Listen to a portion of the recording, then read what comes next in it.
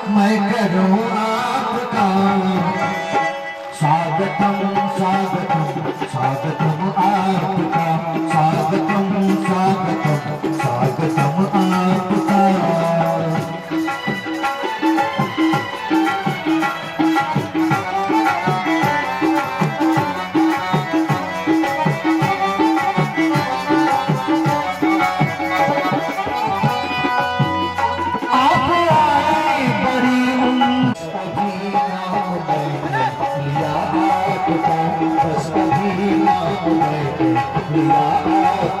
किस तरह से नमन मैं करूं आपका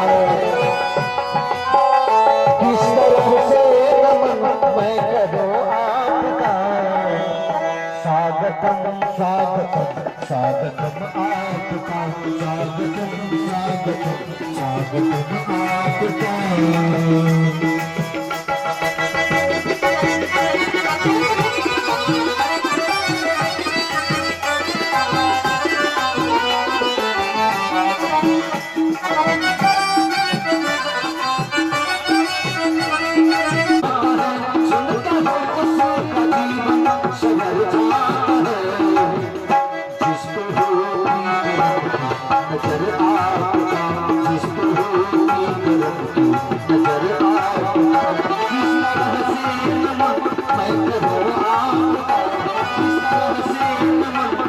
महती कृपा करें वर्तमान आचार्य स्वामी योगानंद जी महाराज। अंतःकरण पवित्र हो जाए और गुरु महाराज के पवित्र जय ध्वनि से वातावरण भी पवित्र हो जाए। बोलिए श्री सद्गुरु महाराज की जय। कोई मुंह अगर अशुद्ध रह गया हो, गुरु महाराज जय ध्वनि नहीं किया हो की पवित्र जय पवित्र कर। तत्पदं दर्शितं येन तस्मै श्री गुरुवे नमः। सदा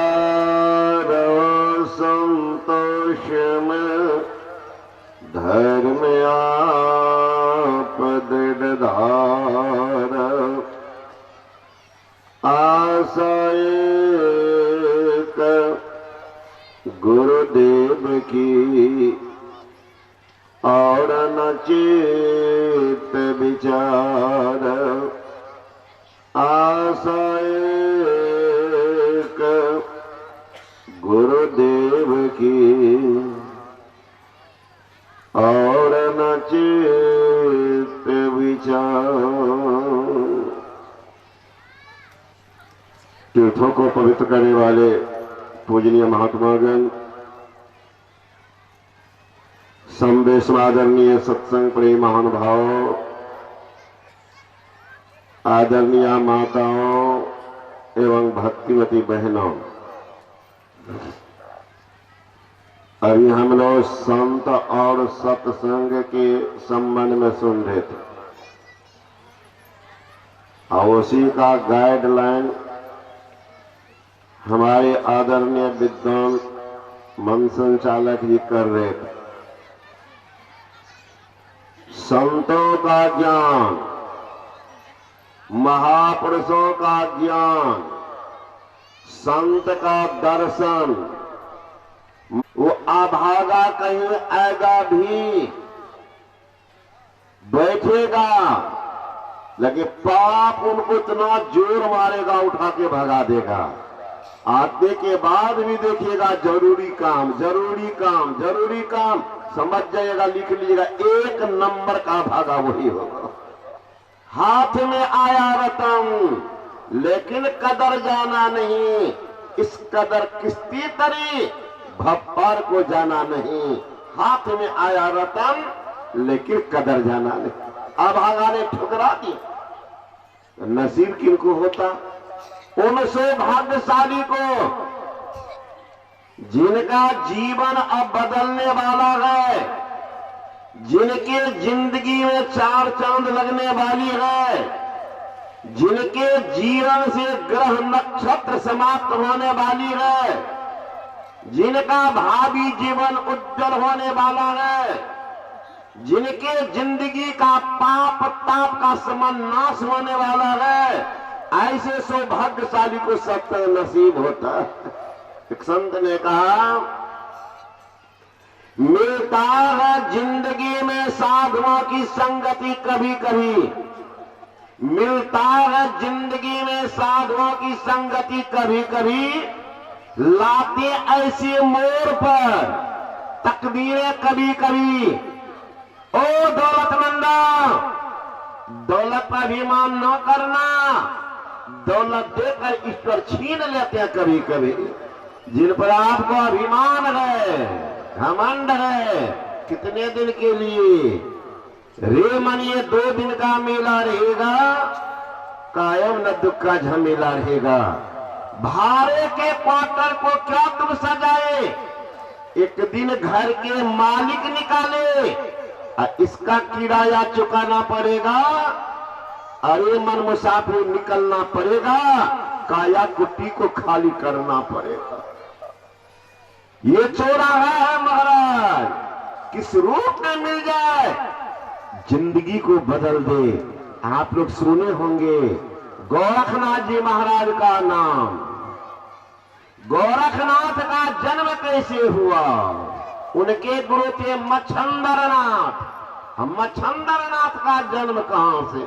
मछली के पेट से। वो मच्छंदरनाथ जन्मजात जोगी थे।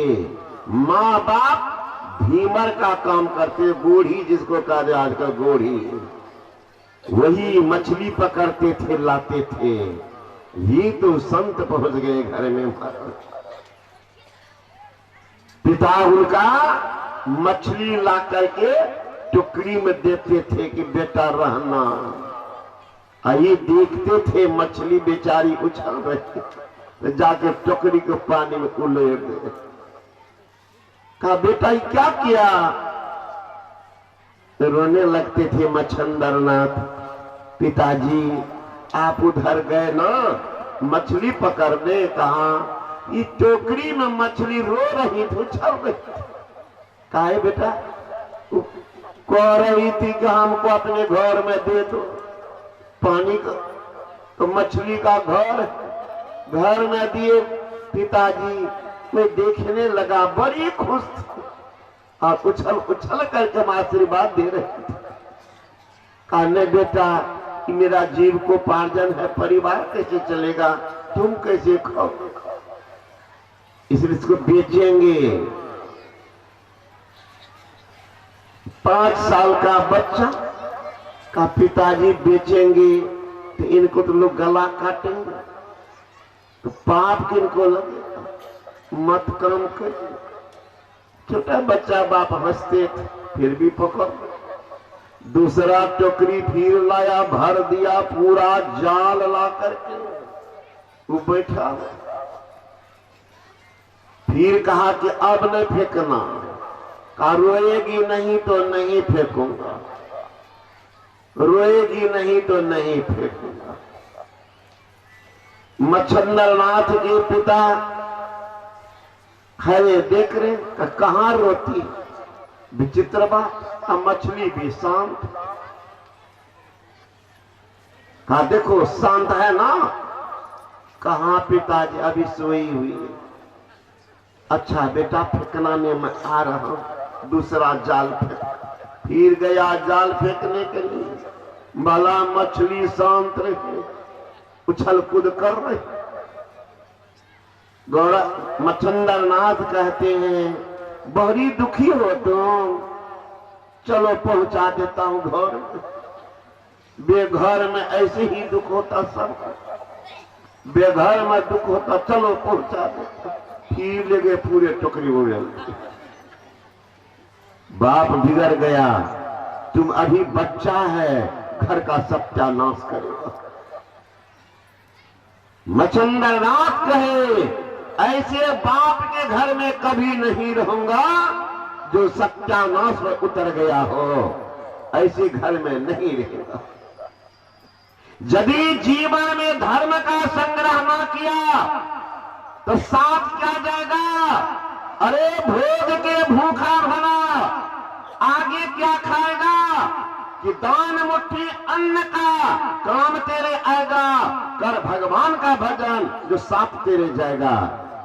मच्छिंद्र नाथ ने कहा, जिंदगी में धर्म का संग्रह ना किया, साथ क्या जाएगा? अरे भोग के भूखा भला, आगे क्या खाएगा? जोगी इंतजाम किया, खाएगा क्या? आगे क्या खाएगा? कि दान मुट्ठी अन्न का काम तेरे आएगा, कर भगवान का भजन साथ तेरे जाएगा। मच्छिंद्र नाथ निकल गए, छोटा सा बच्चा, पागल हो गए माए बाप। कहीं नहीं मिला जंगल में तपस्यारत। समझो मच्छिंद्र नाथ उस समय साधु के लिए, सन्यासी के लिए भिक्षाटन ही था। कि तो बाबा देवी साहब से परंपरा टूट गया।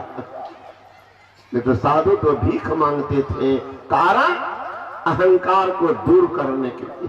क्योंकि पहले राजा महाराजा का बेटा था, फकीर थे, भगवान बुद्ध नहीं थे फकीर। कौन कवि थी?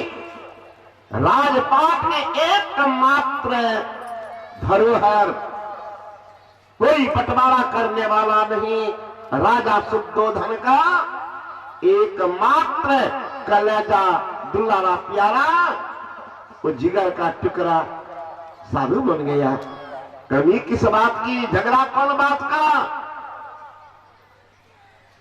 फिर भी निकल गए, अब भीख मांगते थे।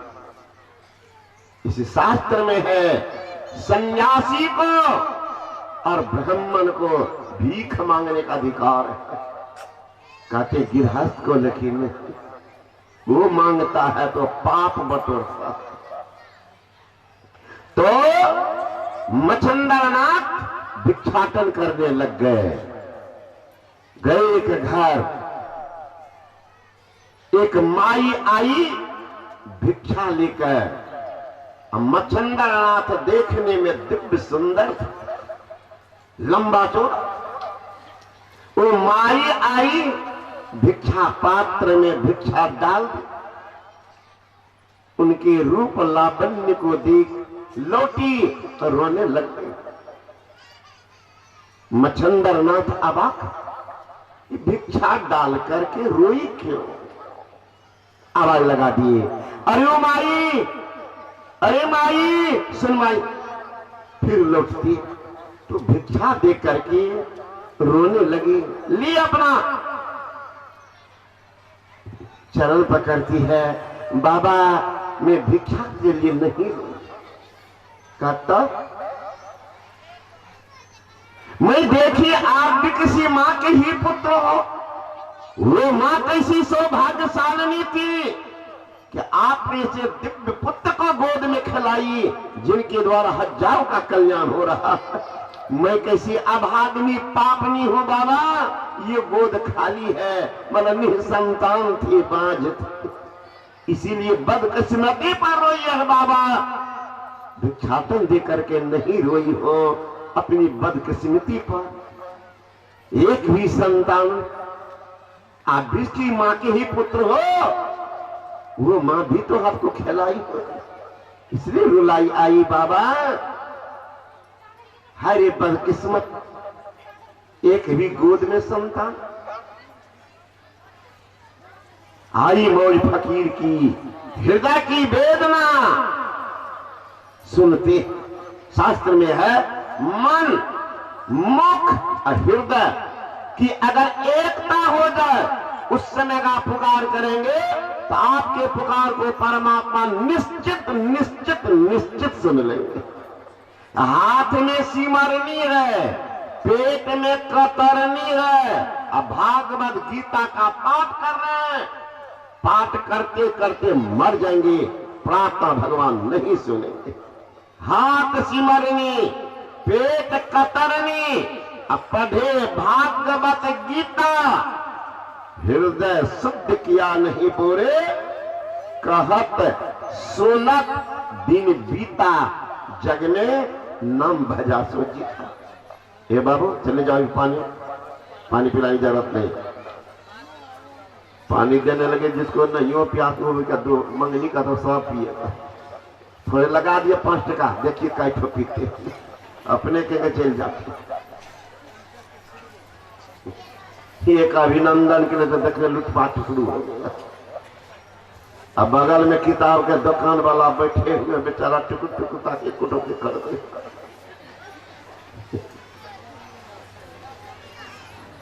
तो मच्छंदरनाथ को दया उमड़ गई, दिया हाथ, आई बात फकीर की। वो फकीरी मौज होती है, कब हो जाए क्या ठिकाना, कब हो जाए किस रूप में हो जाए उनका कोई नहीं है। पूज्य बाबा शाही स्वामी महाराज का शरीर छोटा था।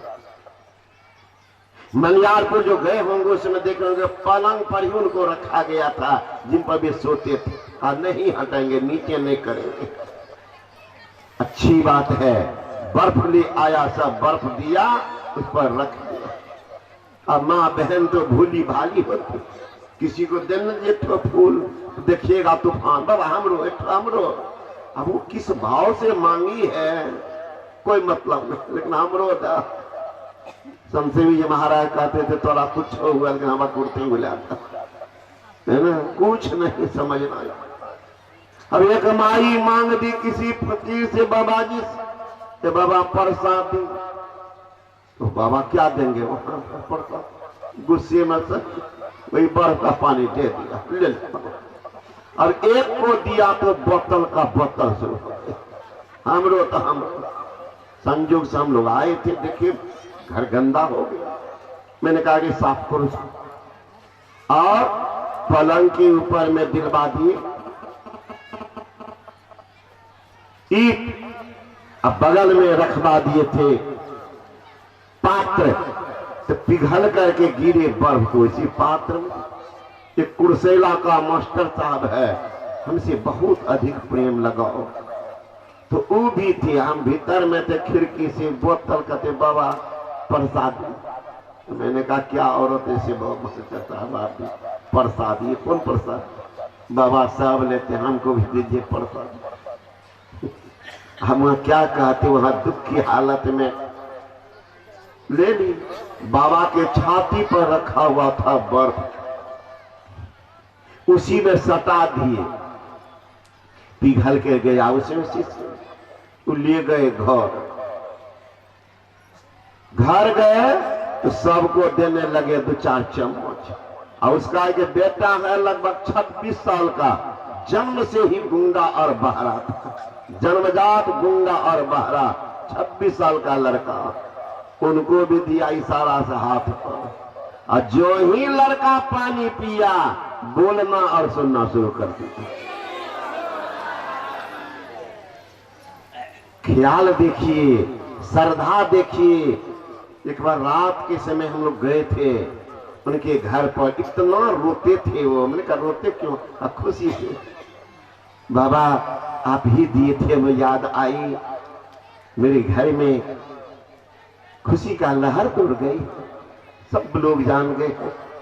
देख लीजिए, तो महापुरुष किस रूप में कृपा कर दे उसका कोई ठिकाना नहीं। जीवन में करते हैं और जीवन के बाद भी करते हैं। सबसे बड़े है संत, दूसरा नाम है तीजे 10 अवतार, तिन्हें पर नाम है। अब ब्रह्मा विष्णु महेश सकल संसार है। अरे हारे पलटो, सबके ऊपर संत मुकुट सरदार है। पूजा करो, पूजा करो संत की, बड़ा हो कहीं पूज्य। संतन किया विचार, संतन किया विचार, ज्ञान का दीपक लेना। अब देवता 33 कोट, नजर में सबको चीना, सबका खंडन किया, खोज के 3 निकाला। ब्रह्मा विष्णु महेश को खोज के 3 निकाला, तीनों में 2 सही, कोई मुक्ति का इक्के द्वारा हरि को लिया निकाल, बहुत भी मंत्र बिचारा, हरि है गुण के बीच, संत है गुण के न्यारा, इसलिए पलटू प्रथमे संत जन, दूजे है करतार, बड़ा हुए तही पूजिए संतन की आदित्य। मछंदा नाथ के रोती बिलखती माई, हताश है, परेशान है, संतान के लिए कोस रही है। मच्छंदर नाथ कहते हैं तुम्हारी गोद खाली, चरण पकड़ लिए। हाँ बाबा देख लो ये मकान, ये जमीन जायदाद हमारी है, कोई भोगने वाला नहीं आया, सुनसान मरघट के सामान अभियो घर मालूम पड़ रहा है। बाबा मच्छंदर नाथ हाथ दिए, झोला में निकाला भस्म, लो ना लो, खा लेना, लड़का होगा, लड़का होगा, 12 वर्ष के बाद मैं आऊंगा उस लड़का उपदेश करने, इतना गारंटी का, 12 वर्ष के बाद आऊंगा उपदेश करने के लिए, सुरक्षित रखना। हमारे गुरु महाराज के गुरु बाबा देवी साहब का भी जन्म ऐसे हुआ है। तुलसी साहब रहते थे खड्डर में, पानी भर गया था, इनके पिताजी मुंशी साहब उनके शिष्य थे, जाकर चरण पर गिरे। गुरु महाराज बरसात कम से कम घर में रह जाते, श्रद्धा विश्वास आकांक्षा उत्कंठा जिज्ञासा अगर प्रबल हो तो संत आपको निहाल कर देंगे। पहुंच गए तुलसी साहब, उनकी जिज्ञासा, उनकी मांग, अहंकार शून्य पवित्र विचार। तुलसी साहब ने कहा चलिए साहब मैं चलता। पहुंच गए उनके घर पर, रह गए, महीनों रह गए, चलने लगे। सब जानने वाले, जानत हो तो अंतर्जामी, करतल में अमलक समानी, दिखावटीपन, चले दो डेग, महीना भर रहे आपने देखे थे, आज पूछ रहे हैं मुंशी साहब कहां? गुरुदेव इतना दिन रहा आपके घर में, कहां? आपके पुत्र को नहीं देखा, आपके पुत्र को नहीं देखा, इतने दिन आपके घर में रहा, नहीं संतान। चरण पकड़ ले, कुछ नहीं बोले। कहा गुरु महाराज वो लड़का कहां है पता नहीं, बुला देता। तुलसी साहब ने कहा ठीक है, लड़का होगा, लड़का होगा। वही है बाबा देवी साहब। लड़का तो हुआ, ले गए बाबा साहब के पास, सिर पर हाथ रख दिए। 12 दिन काबिल को गुरु की जरूरत नहीं होगी। बाबा देवी साहब को तुलसी साहब ने बैठा करके दीक्षा नहीं दिया है, वही आशीर्वाद दीक्षा हो गया। कौन शक्ति पाप कर दिए, जिंदगी को निहाल करते। मच्छंदरनाथ हाथ दिए, झोला में निकाला भस्म, लो मां खा लो, लड़का होगा। और 12 वर्ष के बाद में आ रहा हूं उपदेश करने के लिए, सुरक्षित रखना। माई ले ली भस्म, गई आंगन। अब महिला का स्वभाव है उसके पेट में बात तो पछताने, सबको कहने लगी अब तो हमको भी लड़का होगा, हम भी खेलेंगे, हमारे घर में भी कोलाहल होगा। कसो क्या मिला तुमको? एक बाबा आए थे, भस्म दिए, कहा खा लेना, लड़का होगा। का बाबा कहाँ के थे? का वो तो पता नहीं। क्या नाम था बाबा का? वो नहीं जानती। कहाँ आए थे बाबा? का भिक्षाटन करने। महिलाएं सब भड़काने दे, पागल कहीं की। इतना शक्ति होता हूं बाबा जी को तो घरे घरे भिखे मांगता, पागल कहीं की, कहीं खाएगी भाष में, पेट में पत्थर होगा तो बाबा जी को खोजते रहेगी, इसका अता पता भी नहीं, क्या नाम कहां का बाबा जी। कहीं शरीर भारी हुआ और गांव में आग लग गई तो भाग भी नहीं पाएगी, बच्चा क्या लगी जब तक रखे हो जाए। कहीं पेट में बच्चा उल्टा पुल्टा हुआ तो गए काम से, घर कौन चला। ये भी सोचने लगी क्या करे भले फिरिए, का क्या करूं का क्या करूं, फिर तो पागल कहेंगी, पत्थर होगा कि क्या होगा, फेंक दी। अब बुहार करके गांव के बाहर में पूरे गांव के लोग एक ही जगह एक गड्ढा में गोबर जमा करते थे, पूरे गांव के लोग उसी गड्ढा में जाकर बुहार करके फेंक दिया। 12 वर्ष के बाद मच्छंदर नाथ पहुंच गए सीधे उस माई के घर। अरे माई, वो लड़का कहां है? खाती तब तो डर गई, बाबा मैं नहीं खाई, नहीं खाई अन्ना जा रही, अब भाग थोड़ा फुट गया। उस समय मेरे मन में एक उफान आया, जिनको मेरे सिर के ताज में सुन लिया। आदेश क्या मैं दिया था, लड़का तो बन गया होगा तैयार, कहां फेंकी जल्दी बता।